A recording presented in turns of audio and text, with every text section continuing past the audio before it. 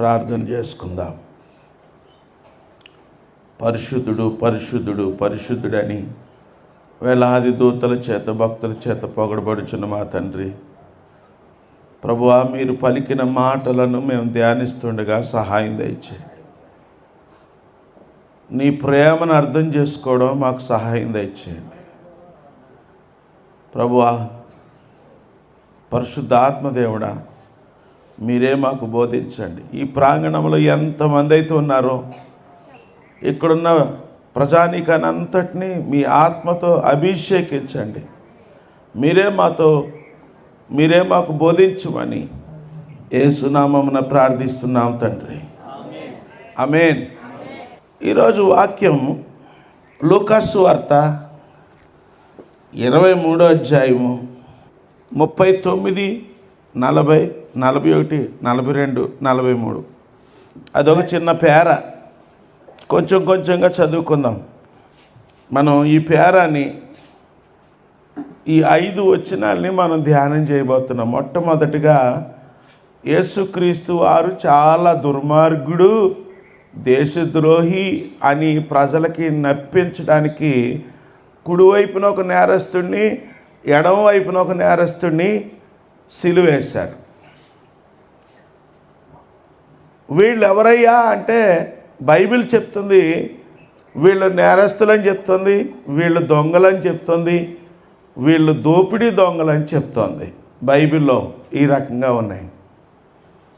ఈ ఇద్దరు నేరస్తుల గురించి మనం ఈ రోజున కొంచెం జాగ్రత్తగా గమనిస్తే, మిగతా సువార్తలలో అందరితో పాటు వీళ్ళిద్దరూ కూడా తిట్టారు యేసుక్రీస్తు వారిని. మీరందరూ అనుకుంటారు ఒక దొంగ మంచోడు, ఓ దొంగ చెడ్డోడు అని అనుకుంటున్నారు. కాదు, ఇద్దరు చెడ్డోళ్ళే.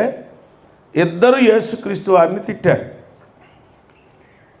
ఎదురుగుండా ఉన్న జనం తిడుతున్నారు, వాళ్ళతో పాటు చక్కగా కోరస్ పెట్టుకుని వాళ్ళకి ఏమీ తగ్గుకోకుండా ఈ ఇరువైపులున్న ఈ దొంగలిద్దరూ కూడా యేసుక్రీస్తు వారిని తిడుతున్నారు.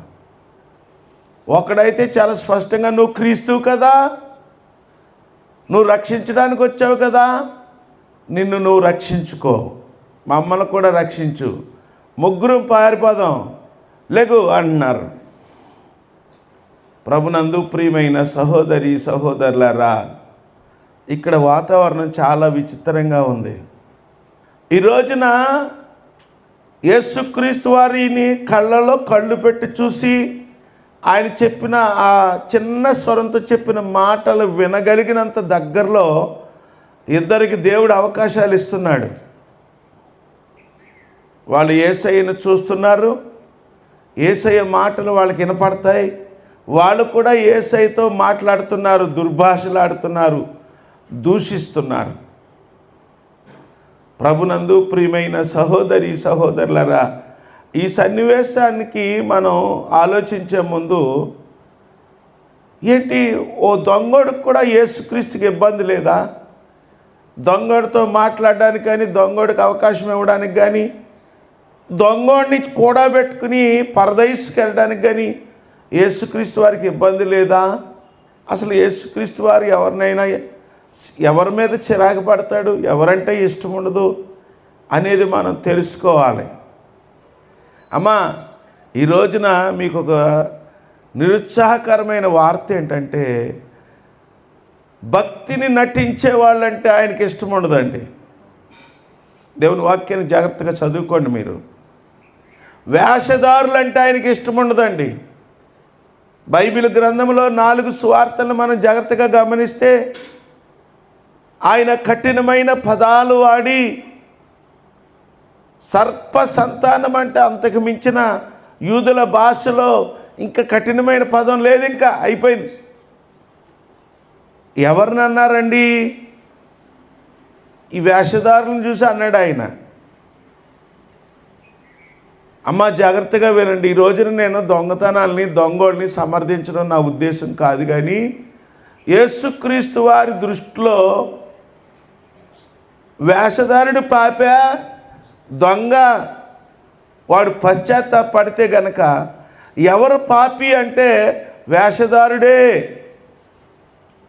భక్తిని నటించే వాళ్ళంటేనే యేసుక్రీస్తు వారికి ఇష్టం ఉండదు. దొంగ గనక పశ్చాత్తాపడడానికి సిద్ధంగా ఉంటే ఆయనకి ఏం అభ్యంతరం లేదండి.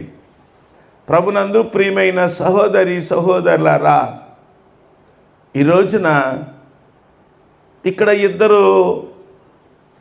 వీళ్ళు ఎవరయ్యా అంటే బైబిల్లో డైరెక్ట్ రిఫరెన్స్ లేవు, కానీ బైబిల్ చరిత్ర పుస్తకాల్లో ఉంది. వీళ్ళిద్దరూ బరబ్బా అనుచరులు అంటండి. మీకు అర్థమవలేదు కదా, మళ్ళీ చెప్తున్నాను ఏనండి. ఇక్కడ 3 సిలువలు వేయబడ్డాయి. అడ్వాన్స్గా 2కి సిలువ వేసారు. మధ్యలో అది ఖాళీ ఉంది. అది ఎవరిని వేయాలి? అసలు బరబ్బాని వేయాలి.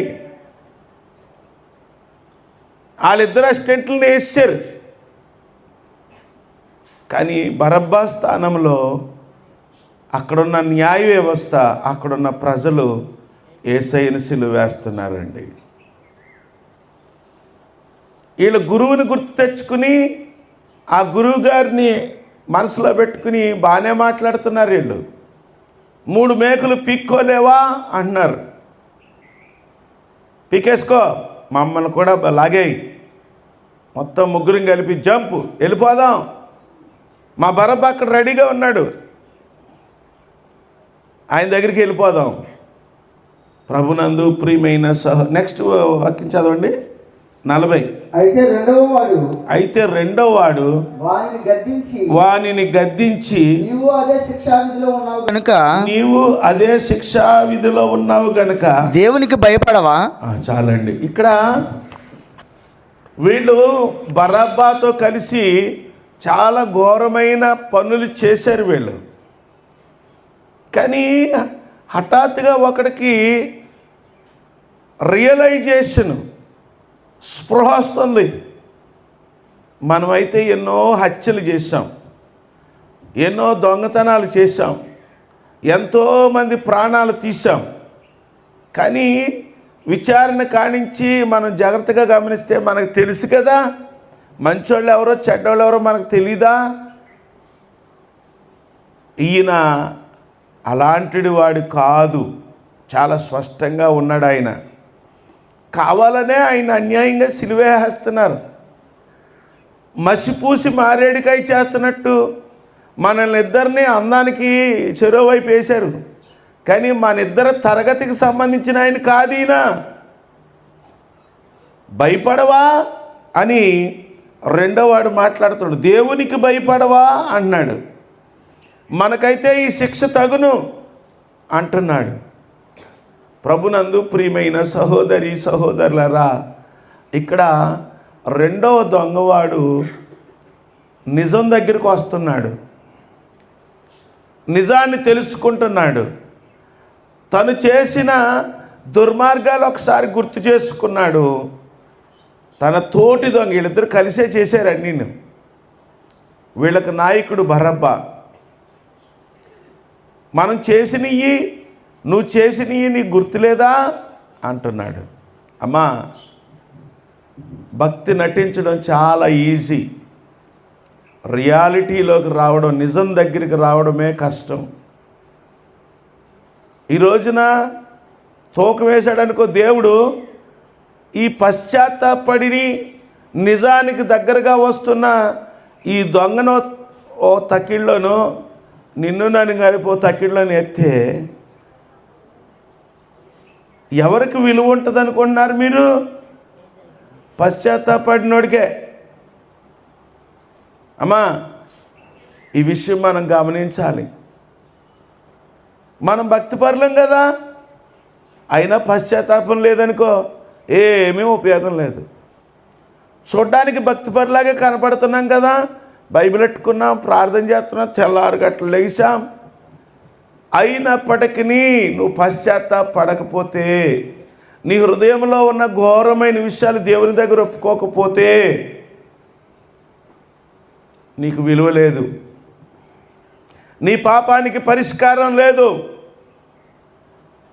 ఇక్కడ క్షమించడానికి దేవుడు సిద్ధంగా ఉన్నాడు, ఆయన కృప సిద్ధంగా ఉంది. మనం పశ్చాత్తాపడాలి. ఈ రెండవ దొంగ యొక్క గొప్పతనం ఏంటంటే వాడు పశ్చాత్తాపడుతున్నాడు. హల్లెలూయా. తర్వాత వాక్యం చదవండి. మనకైతే ఇది న్యాయమే, మనకైతే ఇది న్యాయమే, మనము చేసిన వారికి తగిన ఫలము పొందుతున్నాము గాని ఈయన ఏ తప్పిదమును చేయలేదని చెప్పి, ఈయన ఏ తప్పిదమును చేయలేదని దొంగ అంటున్నాడండి. హల్లెలూయా. అమ్మ, మీకు అర్థమవట్లేదేమో, మనం యేసు ప్రభు నమ్ముకున్న తర్వాత, బాప్తిసం తీసుకున్న తర్వాత, సంఘానికి చేర్చబడిన తర్వాత, మనం రెగ్యులర్గా ఆదివారం నాడు చర్చికి వెళ్ళిపోయిన తర్వాత మనం వీలు చూసుకుని దేవుని గురించి మన నోటంట ఇతరులతో పంచుకోవాలి. నేను చాలామందిని గమనిస్తూ ఉంటాను.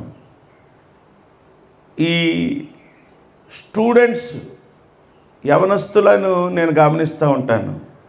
వాళ్ళు ఈ గుర్తింపు సమస్య, ఐడెంటిటీ క్రైసిస్లో ఉండి హిందువుల దగ్గర హిందువులాగా ఇలాగ రకరకాలుగా ఉండేవాళ్ళు ఉంటారు. కొంతమంది ఇక్కడ ఎట్టుకుంటారు టిక్కరు, ఈ టిక్కర్ తీసుకుని ఇక్కడ ఎట్టుకుంటారు, మళ్ళీ తీసేసి ఇక్కడ ఎట్టేస్తూ ఉంటారు. రకరకాల విన్యాసాలు జరుగుతూ ఉంటాయి. కానీ ఇక్కడ దొంగోడు ఆయన గురించి ఒక అద్భుతమైన మాట అన్నాడండి. ఈయన ఏ తప్పిదమును చేయలేదు. ఎవరు అంటున్నారండి? దొంగోడు అంటున్నాడు. ఇక్కడ దొంగోడా మంచోడా కాదు, ఎవరి గురించి అన్నాడు, ఏమంటున్నాడు కూడా చాలా ఇంపార్టెంట్ అండి. మనము అమ్మ ఈ రోజున ఈ శ్రమల కాలాల్లో సందర్భం వచ్చినప్పుడు దేవుని గురించి చెప్పాలి. ప్రతి క్రైస్తవుడు దేవుని కొరకు సాక్షిగా నిలబడాలి.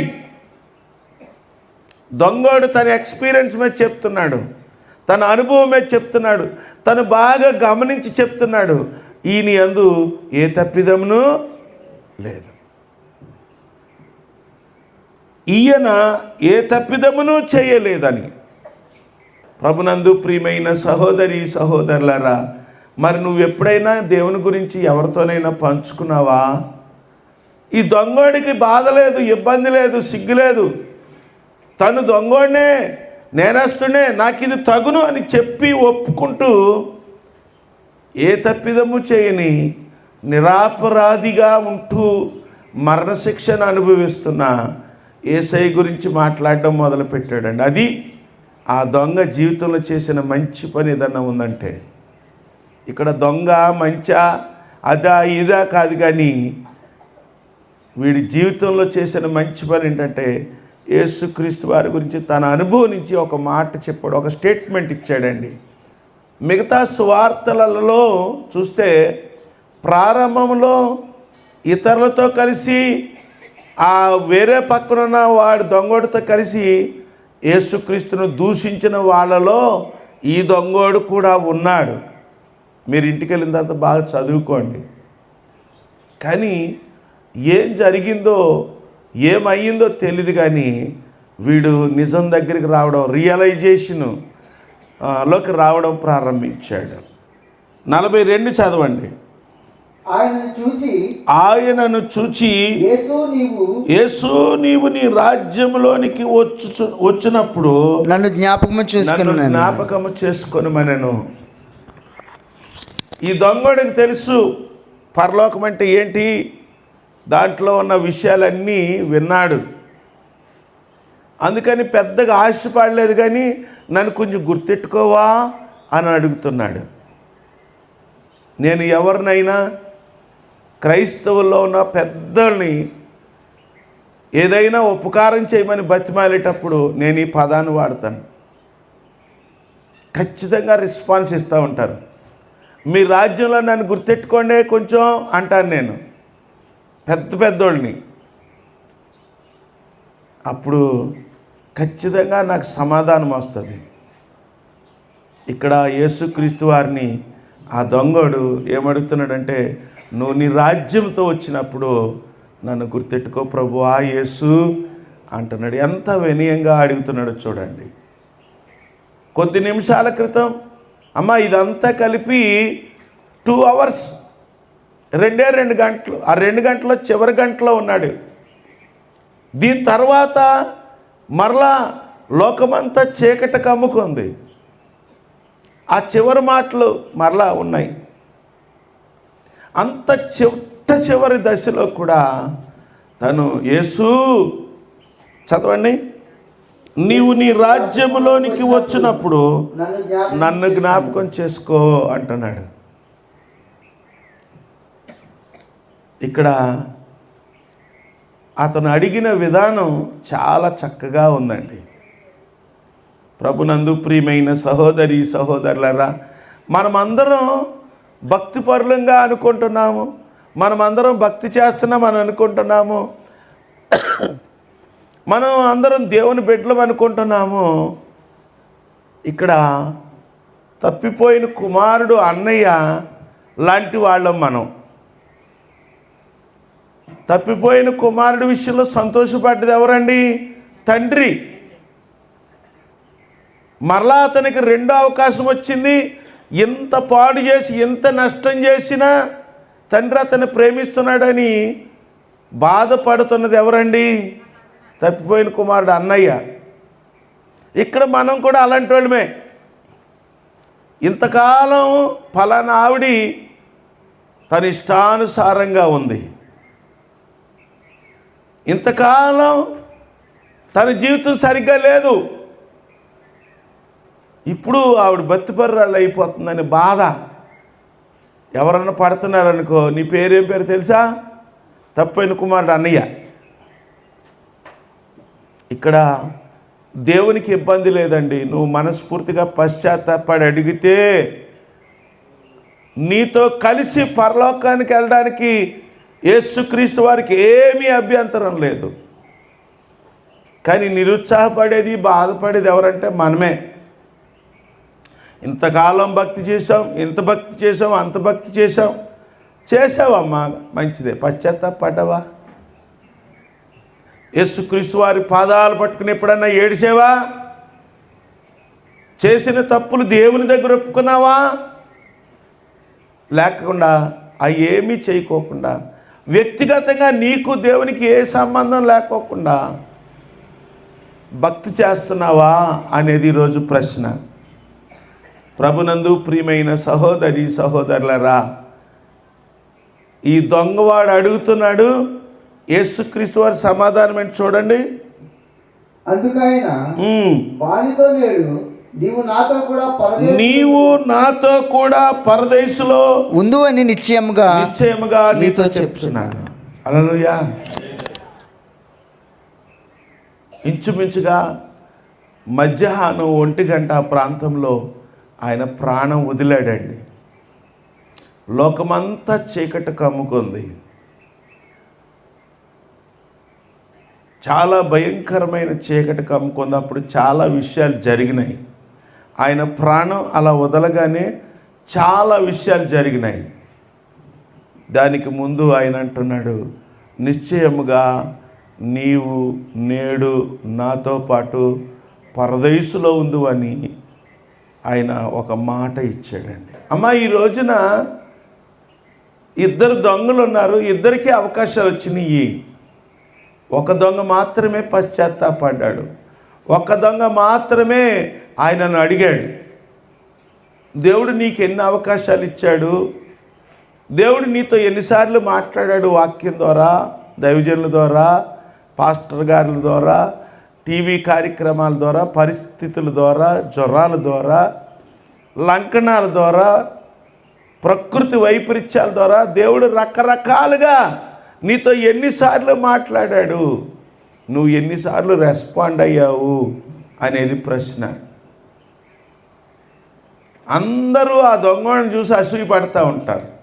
యవనస్తులైతే ఈ యూత్ రిట్రీట్లోనూ వాక్యం చెప్పేటప్పుడు దొంగోడికి ఆఖరి నిమిషంలో టైం దొరికింది కదండి, మేము కూడా అలాగే ఏదో ఒక రోజున తండ్రి ప్రభువా నాయన అంటాంలేండి అని అంటారు. దొంగోడు తన జీవితంలో ఒక మంచి పని చేశాడండి. అదేంటంటే యేసుక్రీస్తు వారి గురించి ప్రజలందరి ముందు ఒప్పుకున్నాడు. యేసుక్రీస్తు వారిని బతిమాలుకున్నాడు. తను చేసిన నేరాల విషయంలో పశ్చాత్తాపడ్డాడు. ఈ రోజున మీకు దుర్వార్త ఏంటంటే, మీకు ఇష్టం లేని వార్త ఏంటంటే, నువ్వు పశ్చాత్తాపడకపోతే నీకన్నా దొంగడే బెటర్. నువ్వు నీ పాపాలు ఒప్పుకోకపోతే నీకన్నా దొంగడే బెటరు, ఆడే బెటర్. ప్రభునందు ప్రియమైన సహోదరి సహోదరులారా, ఈ రోజున ఒక దొంగోడు తన జీవితంలో చివరి నిమిషంలో చేసిన పనిని బట్టి యేసయ్యతో పాటు పరదైసుకొచ్చే భాగ్యాన్ని పొందుకున్నాడు. ప్రభునందు ప్రియమైన సహోదరి సహోదరులారా, దేవుడు నీకు ఎన్ని అవకాశాలు ఇచ్చాడు, ఎన్నిసార్లు మాట్లాడాడు, ఎన్నిసార్లు నిన్ను లంకణాల దాకా తీసుకెళ్ళాడు. చాలామంది శ్మశాన వైరాగ్యం అనేది ఒకటి ఉంటుంది. లంకణాలు వచ్చినప్పుడు, ఊపిరి ఆడలేని పరిస్థితి ఉన్నప్పుడు మంచం మీద పడుకుని చాలా బలహీనమైన పరిస్థితుల్లో అప్పుడు దేవుడు గుర్తుకొస్తాడండి. అవునా కదా? మాట్లాడరేంటి? మీ పేర్లు చదవనా? ఎందుకు? మీ పేరు మీకు తెలీదా?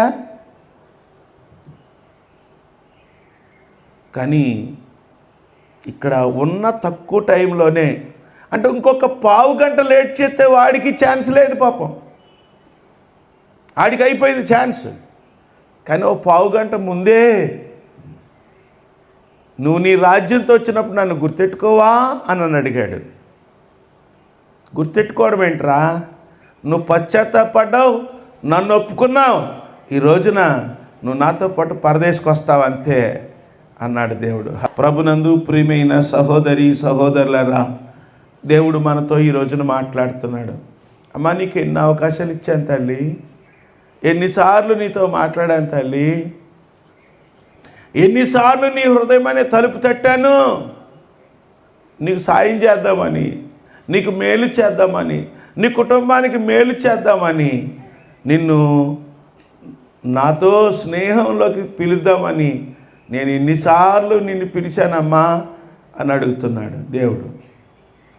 మీలో ఇంకా ఎవరైనా యేసుక్రీస్తుతో వ్యక్తిగత సంబంధం లేకోకుండా అమ్మ చర్చికి వెళ్ళడం, మారు మనసు పొందడం, బాప్తీసం తీసుకోవడం, ఇవన్నీ మంచి మీరు చేస్తున్నారు, మీకు వందనాలు. కానీ యేసుక్రీస్తుతో వ్యక్తిగతంగా నీకు తెలుసా అని అడుగుతున్నాను నేను. మీరు ఆశ్చర్యపోతారు, కొంతమంది గొప్ప గొప్ప వ్యక్తులు నాకు వ్యక్తిగతంగా తెలుసు. 1,00,000 మందిలో కూడా నన్ను గుర్తుపెడతారు, పిలిచి పలకరించి మాట్లాడతారు. వాళ్ళు చాలా గొప్పోళ్ళే. 2 సంవత్సరాల క్రితం ఎన్ జైపాల్ గారి దగ్గరికి వెళ్ళాను నేను. విజయవాడలో మీటింగ్ జరుగుతుంది, ఒక ఏసీ హాలు. ఎన్ జైపాల్ గారు ఈ తణుకులో సేవ ప్రారంభించినప్పుడు నేను ఆయనతో ఉన్నాను. ఆయన పుస్తకాల స్టాల్ చూసేవాడిని, ఆయన మ్యాగజైన్కి పిన్నులు కొట్టేవాడిని, ఆయన ఎక్కడ ప్రయాణం చేస్తే కూడా వెళ్తూ ఉండేవాడిని నేను. తర్వాత చాలా గ్యాప్ వచ్చింది, మర్చిపోయానండోయ్. నాకు కరోనా వచ్చినప్పుడు ఆయన 10,000 రూపాయలు పంపి, బ్రదర్ ఈ చిన్ని కానుక తీసుకో అని నాకు మనీ ట్రాన్స్ఫర్ చేశాడు ఆయన. దానికి ముందు తణుకు మీటింగులు జైపాల్ గారితో పెట్టాలని అడగడానికి వెళ్ళాను. మీటింగ్ అయిపోయింది, ప్రజలందరూ క్యూ కట్టుకుని ఆయన దగ్గరికి వెళ్తున్నారు, నేను కూడా లైన్లో ఉన్నాను. 1 గంట తర్వాత నాకు కూడా టైం వచ్చింది, దగ్గరికి వచ్చాను. ఆయన దగ్గరికి వచ్చిన తర్వాత చూసి నవ్వుతున్నాడు. ఆయన చూసి నవ్వుతున్నాడు, నన్ను గుర్తెట్టుకోవడానికి ట్రై చేస్తున్నాడు. నేను మర్చిపోయాను అనుకుంటున్నావా అన్నాడు ఆయన.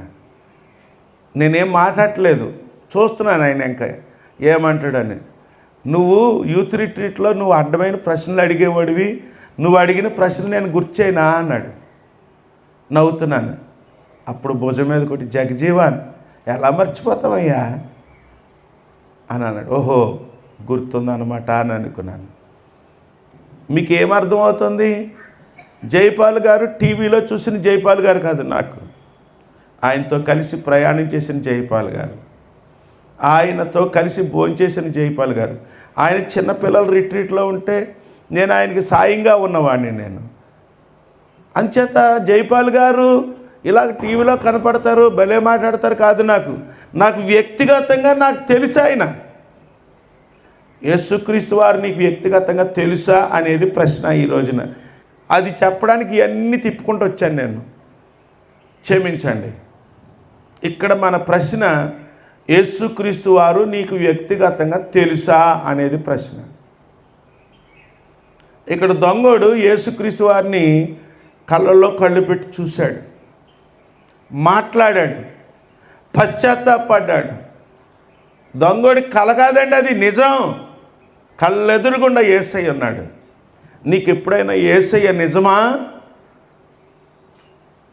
మరి ఇంకెందుకు ఈ బత్తంతాను? ఎందుకు ఈ శ్రమల కాలాలు, శిలువ ధ్యానాలు, ఈ ఉదయకాల? యేసుక్రీస్తు వారు నీ హృదయం తాడుతున్నారు. యేసుక్రీస్తు వారు నీతో మాట్లాడాలనుకుంటున్నారు. నేను చర్చికి వెళ్తానండి, ఓకే, వెరీ గుడ్, మంచిది. నేను మారు మనసు పొందానండి, బాప్తీసం తీసుకున్నానండి, చర్చికి చాలా క్రమంగా వెళ్తానండి, వెరీ గుడ్, వెరీ గుడ్. అవన్నీ బాగుపడే లక్షణాలు, మంచివి. అక్కడతో ఆగిపోతావా? యేసుక్రీస్తు వారు నీకు వ్యక్తిగతంగా తెలుసా? ఎప్పుడైనా బోరుమైన ఆయన కాళ్ళ మీద పడ్డావా? ఆయనతో మాట్లాడావా? పశ్చాత్తాపడ్డావా? నీ బాధలు ఎప్పుడైనా ఆయనకు చెప్పుకున్నావా? ఆయన మాట్లాడుతున్నప్పుడు నోరు మూసుకుని ధ్యానపూర్వకంగా ఆయన చెప్పాలనుకున్నది నువ్వు జాగ్రత్తగా విన్నావా? ఈ రోజున ఒక దొంగడికి యేసుక్రీస్తు వారు వ్యక్తిగతంగా ఫ్రెండ్ అయిపోవడానికి ఆయన తలుపులు తెరిచాడు. నీకు కూడా ఈ రోజున ఆయన అవకాశం ఇస్తున్నాడు. ఎంత అవకాశం అంటే గొప్ప అవకాశం. ప్రభునందు ప్రియమైన సహోదరి సహోదరులారా, అంతమందిలో దూరంగా చూడడం వేరు, ఆయన నీకు వ్యక్తిగతంగా స్నేహితుడు అయిపోవడం వేరండి. ఈ దొంగోడు ఆయన ముఖంలోకి చూశాడు. ముఖంలోకి చూడగానే వాడికి అర్థమైపోయింది. అమ్మ, దొంగోళ్ళకి చాలా ఎక్స్పీరియన్స్లు ఉంటాయి. నేను ఒక రోజున ట్రైన్లో ప్రయాణం చేస్తున్నాను, అంబికాపూర్ వెళ్తున్నాను. నాకు ముందే చెప్పారు, నెక్స్ట్ స్టేషన్ నుంచి దొంగోళ్ళు ఉంటారు, జాగ్రత్త అన్నాను. నా దగ్గర ఏముందిలే అని అనుకున్నాను. నా దగ్గర డబ్బు ఉంది. నేను చాలా జాగ్రత్తగా ప్యాక్ చేసుకున్నాను నేను నా బ్యాగ్. తీరా చూస్తే కరెక్ట్గా కట్ట బనెన్లోను లుంగిలోను కలిపి అలాగ గుండ్రంగా మడతెట్టి ఎక్కడైతే బ్యాగ్లో పెట్టానో అక్కడ రంధ్రం చేసాడండి వాడు. దేవుని మహాకృపలో డబ్బులు అయితే పోలేదు కానీ బ్యాగ్ అయితే కోసాడు. చాలా నాలెడ్జ్లు ఉంటాయండి చాలామందికి. ఇక్కడ వీడి నాలెడ్జ్ అంతా దేనికి వాడుతున్నాడంటే యేసయ్యని అర్థం చేసుకోవడానికి వాడుతున్నాడు. ఆయన ముఖమేంగ చూస్తున్నాడు. చూస్తుంటే వీడికి అర్థమైపోయిందండి, ఈయన ఏ నేరం చేయలేదు, ఏ తప్పిదం చేయలేదు, ఈయన నీతిమంతుడు అని దొంగోడికి అర్థమైందండి. అప్పుడు అనుకున్నాడు, నేను ఈయనతో మాట్లాడాలి, ఇది నా జీవితంలో ఆఖరు ఛాన్స్, నా బాధ చెప్పుకోవాలి అని చెప్పి, యేసుక్రీస్తు ప్రభువా, నువ్వు నీ రాజ్యంతో వచ్చినప్పుడు నన్ను కొంచెం గుర్తెట్టుకుంటావా అని అడుగుతున్నాడు. మనం పనికిమాలిన అన్నీ అడుగుతూ ఉంటాం, పనికిమాలిన వాళ్ళతో మాట్లాడుతూ ఉంటాం, టైం అంతా వేస్ట్ చేస్తూ ఉంటాం. కానీ దొంగడు జీవితంలో చేసిన మంచి పని ఏంటంటే యేసయ్యతో మాట్లాడుతున్నాడండి, యేసయ్య దగ్గర ఒప్పుకుంటున్నాడండి, యేసయ్య గురించి అక్కడ వినేవాళ్ళకి అందరికీ చెప్తున్నాడండి, యేసయ్యను బతిమాలుకుంటున్నాడండి. ప్రభునందు ప్రియమైన సహోదరి సహోదరులారా, సమయాన్ని సద్వినియోగం చేయడం కూడా డబ్బుతో సమానమని ఆర్థిక శాస్త్రం చెప్తోంది. సామెతల గ్రంథంలో పంట కోతకొచ్చినప్పుడు కొయ్యకుండా నిద్రపోయేవాడు దరిద్రుడు అవుతాడని ఉంది. ఇదంతా ఏంటంటే సమయాన్ని సద్వినియోగం చేసుకోవడం అన్నమాట. ఇక్కడ దొంగ, రెండవ దొంగ తన సమయాన్ని సద్వినియోగం చేసుకుంటున్నాడు. యేసుక్రీస్తు ప్రభువా అని గోజాడుతున్నాడు. ప్రభునందు ప్రియమైన సహోదరి సహోదరులారా, ఈ రోజున యేసుక్రీస్తుతో నీకు వ్యక్తిగత సంబంధం లేకోకుండా బైబిల్ కొనుక్కున్నానండి, ఆ చర్చికి వెళ్ళే బట్టలు ఉన్నాయండి, నేను చర్చికి వెళ్తానండి, చర్చికి వచ్చేస్తానండి, కిస్మిస్ అయిపోయిందండి, మా ఇంట్లో క్యాలెండర్ ఉంటుందండి, ఇది కాదు. అక్కడితో ఆగిపోకండి. అవన్నీ మంచియే కానీ అక్కడితో ఆగిపోవద్దు. యేసుక్రీస్తు దగ్గర బారుమని ఏడ్చి ఆయన పాదాల మీద పడి నీ బాధ చెప్పుకునే అనుభవం నీకుందా అనేది ప్రశ్న. ప్రార్థన చేసుకుందాం. యేసుక్రీస్తు వారు ఒక దొంగోడిని పట్టుకొని పరదైసులో చేరడానికి ఆయనకి ఏమి ఇబ్బంది లేదండి. మనకన్నా చాలా మంచి అవకాశాన్ని కొట్టేశాడు ఈ దొంగోడు. ప్రార్థన చేయండి. ప్రభువా, నీతో మాట్లాడాలి, ప్రభువా, నీ మాటలు వినాలి, నన్ను నీ పరదేశుకు తీసుకెళ్ళవా, నీ రాజ్యం వచ్చినప్పుడు నీ రాజ్యంలో నన్ను గుర్తెట్టుకోవా. ప్రార్థన చేయండి, ప్రార్థన చేయండి, ప్రార్థన చేయండి. అమ్మ, మౌనంగా ఉండే సమయం కాదు ఇది. ప్రార్థన చేయండి. వ్యక్తిగతంగా దేవుడు నీతో మాట్లాడాలి, నువ్వు దేవుని దగ్గర చెప్పుకోవాలి, నువ్వు పశ్చాత్తాపడాలి, నీ హృదయాన్ని ఆయన కొరకు తెరవాలి. చూడడానికి అందరం క్రైస్తవులలాగే కనపడుతున్నాం, చూడడానికి అందరం భక్తిపరులాగే ఉన్నాం, కానీ వేషధారులంటే యేసయ్యకి అస్సలు ఇష్టం ఉండదు. చాలా కఠినమైన మాటలు మాట్లాడాడు ఆయన. ప్రేమామయుడు, దయామయుడు, కరుణామయుడు అని యేసుక్రీస్తు వారికి ఇష్టం లేని వాళ్ళు ఎవరయ్యా అంటే భక్తిని నటించేవాళ్ళు. అమ్మా, మంచిది కాదమ్మా, భక్తి నటన మంచిది కాదు. దొంగోడు ఉన్నదే చెప్పుకున్నాడు, బతిమాలుకున్నాడు. ప్రార్థన చేయండి. ప్రభువా, నీతో మాట్లాడాలని ఉంది, నీ దగ్గర ఏడవాలని ఉంది, నేను పశ్చాత్తాపడుతున్నాను, నేను పాపిని. ఆ దొంగోడి కన్నా నేనే చెడ్డోడిని, నా మీద ఆ దొంగోడే బెస్ట్. 10 మంది ఎదుట అంత కష్టంలో కూడా నీ గురించి ఒక మంచి మాట అన్నాడు. నీ గురించి మాట్లాడడం నాకు నేర్పు ప్రభువా, నా హృదయంలోనికి రండి, ఇక నుంచి నువ్వే నా దేవుడివి, నా హృదయంలోనికి రండి, ఇక నుంచి నువ్వే నా దేవుడివి. ప్రార్థన చేద్దాం, ప్రార్థన చేద్దాం. పరిశుద్ధుడు, పరిశుద్ధుడు, పరిశుద్ధుడని వేలాది దూతల చేత భక్తుల చేత పొగడబడుచున్న మా తండ్రి, నాయన, దొంగకు మీరు అవకాశం ఇచ్చారు, పశ్చాత్తాపడిన దొంగకు మీరు అవకాశం ఇచ్చారు. మీకు వందనాలు నాయన. ప్రభువా, మీతో మాట్లాడడం, మీరు చెప్పిన మాటలు వినడం, పశ్చాత్తాపడడం, మిమ్మల్ని హృదయంలోకి చేర్చుకోవడం, మీ కొరకు సాక్షిగా ఉండడం